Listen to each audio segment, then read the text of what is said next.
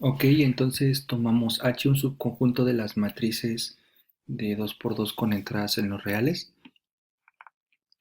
de tal manera que H son las matrices que satisfacen, son las matrices de 2 por 2 que satisfacen que el elemento de la primera fila y la primera columna valen cero. Entonces, por ejemplo, ese elemento está en H, pero el elemento 1, 1, 1, 1 no está en H.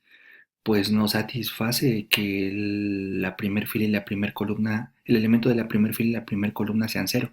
Entonces observamos que H sí es un subconjunto de las matrices. Entonces la pregunta es, ¿este subconjunto es un subespacio vectorial? Entonces observamos lo siguiente. Vamos a ver primero si el cero está en H. El cero del espacio vectorial de las matrices de 2 por 2. El elemento neutro de la matriz de 2 por 2 es la matriz cuyas entradas son todas cero. ¿Por qué? Porque si esta matriz la sumamos con otra matriz de 2 por 2, pues como sumamos entrada a entrada no se altera. Vemos que esta matriz pertenece a H. ¿Cómo sé que pertenece a H? Tiene que satisfacer la propiedad algebraica o la ecuación o la condición que me digan.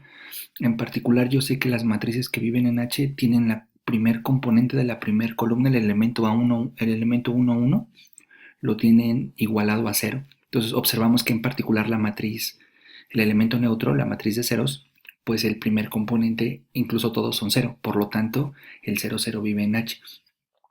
Por lo tanto, hasta el momento H tiene buena pinta de ser subespacio vectorial. Vamos a ver si sí o si no. Entonces verificamos uno. Recordemos que la verificación de uno tiene tres pasos. Lo que queremos verificar en uno es ver si al sumar dos elementos de H, el resultado sigue siendo un elemento de H, es decir, sigue cumpliendo las características que nos digan en las ecuaciones que describen a H. Entonces, el paso uno que hacemos, tomamos un elemento que llamamos A1, que vive en H. Si vive en H, pues resulta ser que se puede escribir con esta estructura, en donde el primer elemento vale cero. Tomamos otro elemento que vive en H. ¿Cómo sé que vive en H? Pues porque su primer elemento vale cero. En el paso 2, ¿qué hacemos? En el primero escribimos los elementos.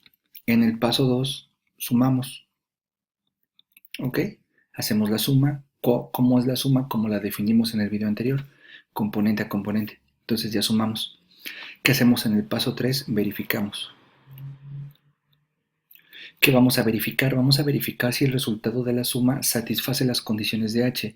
¿Qué debe de satisfacer algo que viva en H? Pues debe de ser una matriz de 2 por 2, el cual el resultado de la suma es una matriz de 2 por 2. Y el primer elemento de la primera columna debe ser cero, que en este caso sucede. Por lo tanto, resulta ser que al tomar dos elementos de H y sumarlos, el resultado sigue viviendo en H porque sigue satisfaciendo la estructura. Vamos ahora a verificar dos, que también son dos pasos. En el primer paso escribimos el elemento. Aquí solamente necesitamos un vector porque hay que multiplicarlo por un escalar. Entonces, un elemento es una matriz de 2 por 2, cuya primer componente sea 0. Listo. En el segundo paso, multiplicamos. ¿Cómo multiplicamos un escalar por una matriz? El escalar se multiplica por todos los elementos de la matriz. En particular sería alfa por 0 y los demás elementos quedan alterados por alfa. En el tercer paso, verificamos. ¿Qué vamos a verificar? Vamos a verificar si el resultado de la multiplicación satisface la estructura de H.